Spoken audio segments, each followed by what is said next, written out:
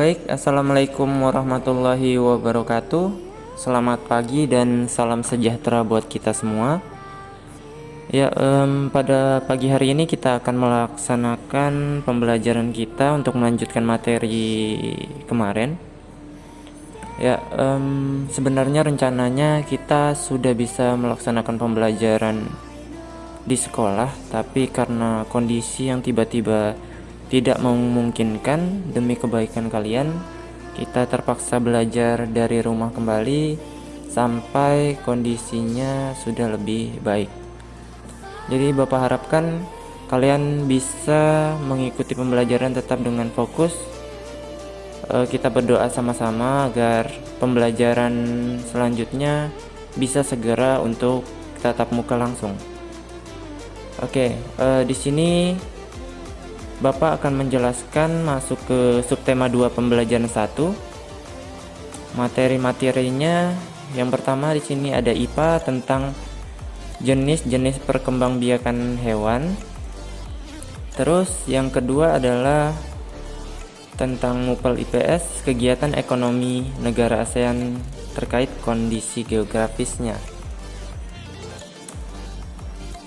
Oke, kita masuk materi pertama di sini, muatan pelajaran IPA.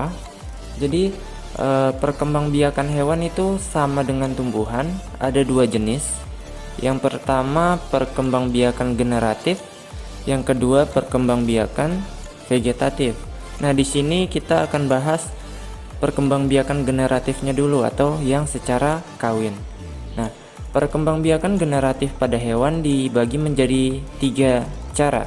Yang pertama ada namanya hewan ovipar, yang kedua ada hewan vivipar, yang ketiga ada hewan ovovivipar.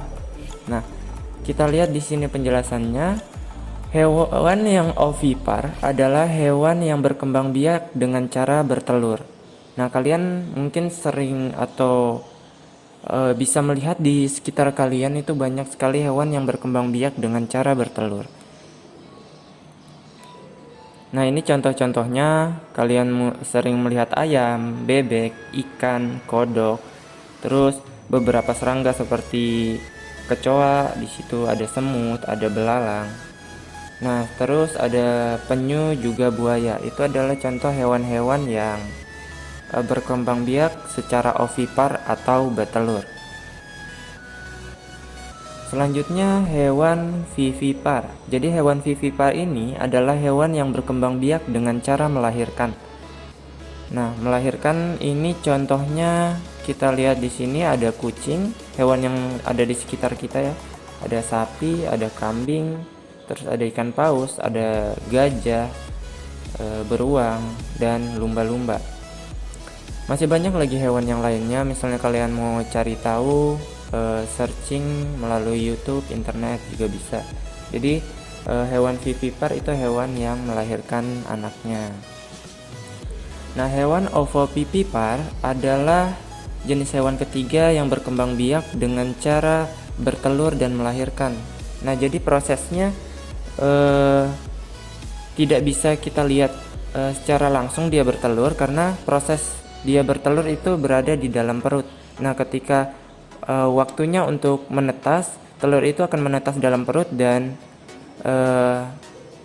organisme baru itu akan keluar dengan proses melahirkan. Jadi prosesnya pertama bertelur dulu, setelah menetas di dalam perut dia akan keluar dengan proses melahirkan. Itu contohnya ini ada yang pertama anjing laut, itu dengan ovovivipar atau bertelur dan melahirkan. Ada ular, ada beberapa kadal seperti bunglon. Ini kadal yang biasa kita lihat juga di semak-semak. Terus ada hiu, ada ikan pari, dan kuda laut. Nah, ini adalah 3 jenis hewan berdasarkan cara perkembangbiakannya.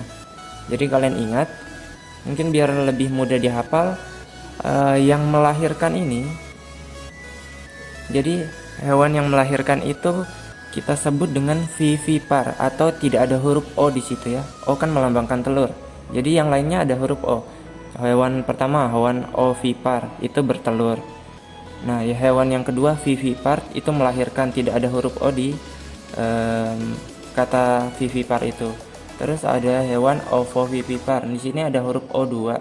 Itu berarti bertelur dan melahirkan. Itu mungkin cara simpel kalian untuk menghafal bahasa Latinnya ini.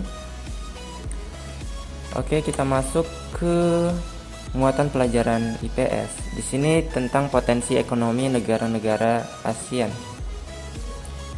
Nah, jadi berdasarkan kondisi geografisnya, potensi ekonomi di negara-negara ASEAN itu sangat strategis seperti yang dijelaskan kemarin, karena kita merupakan jalur transisi atau tempat lewatnya negara-negara untuk jalan ke berbagai benua. Jadi kita itu sangat strategis tempatnya.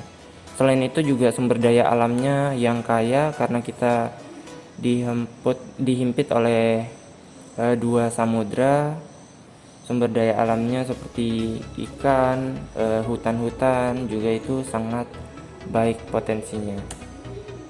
Nah, di sini kita bisa lihat juga di buku kalian, mungkin bisa dicek di subtema 2 pembelajaran 1. Di sini pertama dijelaskan tentang Brunei Darussalam. Jadi Brunei Darussalam ini adalah negara yang pendapatan utamanya itu didapat dengan gas alamnya. Jadi mereka kaya dengan gas alam. Terus Filipina. Nah, kalau Filipina ini lebih ke arah pertanian. Jadi seperti yang Bapak jelaskan kemarin, karena kita beriklim tropis, banyak sekali negara-negara atau masyarakat yang bekerja sebagai petani. Salah satunya Filipina ini. Jadi hasil petaninya itu diekspor ke berbagai negara. Itu hasil pertaniannya contohnya nanas, padi, kelapa, dan gula. Negara ketiga Indonesia. Nah, kalau Indonesia ini mungkin kita sudah tahu bersama, itu kaya sekali dengan gas bumi dan minyak. Banyak sekali tambang-tambang yang bekerja untuk mengambil minyak yang ada di sekitar wilayah Indonesia. Selain itu, karena kita juga termasuk negara yang banyak atau memiliki wilayah hutan yang sangat luas, kita juga bisa banyak juga masyarakat yang bekerja sebagai penghasil bahan seperti kayu-kayu, meja, kursi. Itu karena banyak sekali produk-produk dari kayu yang bahan dasarnya diambil dari hutan. Terus juga karena kita punya wilayah laut yang luas, perikanan kita atau sektor perikanan kita juga sangat baik. Jadi Indonesia ini merupakan negara yang sebenarnya cukup lengkap untuk dari segi ekonomi. Ada pertanian, ada perikanan, ada industri seperti tadi yang kayu-kayu itu, ada bahan tambang, minyak dan gas juga sangat berpotensi di Indonesia. Nah, untuk IPS selanjutnya di sini masih tentang potensi ekonomi di negara selanjutnya, ini Kamboja. Kamboja di sini sama dengan Filipina tadi, itu lebih ke arah pertanian karena dia tinggal di sekitar sungai yang cukup luas, itu disebut Sungai Mekong di Kamboja. Karena ada Sungai Mekong itu, daerah-daerah tersebut memiliki tanah yang subur, maka banyak yang bertani. Hasil taninya itu lebih kepada padi dan karet. Terus di sini negara Laos. Laos ini juga dilewati oleh Sungai Mekong tadi. Jadi sama dengan Kamboja, kegiatan ekonominya lebih ke arah pertanian. Selanjutnya Malaysia. Nah, Malaysia ini adalah negara yang memiliki potensi ekonomi atau kegiatan ekonomi itu di bidang gas bumi juga, minyak, terus ada pertanian, kelapa sawit, dan karet, serta bahan tekstil lainnya. Jadi Malaysia ini termasuk negara yang cukup lengkap juga, walaupun wilayahnya tidak seluas Indonesia, karena dia juga memiliki hutan yang cukup. Jadi mereka bisa memproduksi bahan-bahan seperti kayu, minyak dari kelapa sawit, karet, dan bahan-bahan lainnya. Terus Myanmar. Nah, Myanmar ini lebih ke arah pertanian, perkebunan, dan pertambangan. Jadi negara-negara ASEAN umumnya itu pertanian, perkebunan, pertambangan, dan perikanan. Singapura ini adalah negara yang memanfaatkan letaknya yang cukup strategis. Mereka adalah negara yang sangat sering disinggahi oleh berbagai turis dari mancanegara, baik Asia atau luar Asia. Jadi mereka itu lebih mengembangkan pada aspek pariwisata. Jadi tempat-tempat wisatanya diperbanyak untuk menarik perhatian turis berkunjung ke negara mereka. Terus Thailand ini lumbung padinya cukup besar, jadi penghasil padi yang cukup baik. Negara yang banyak mengekspor padi ke berbagai negara. Selain padi juga mereka potensi ekonominya pada kehutanan, pertambangan, dan industri.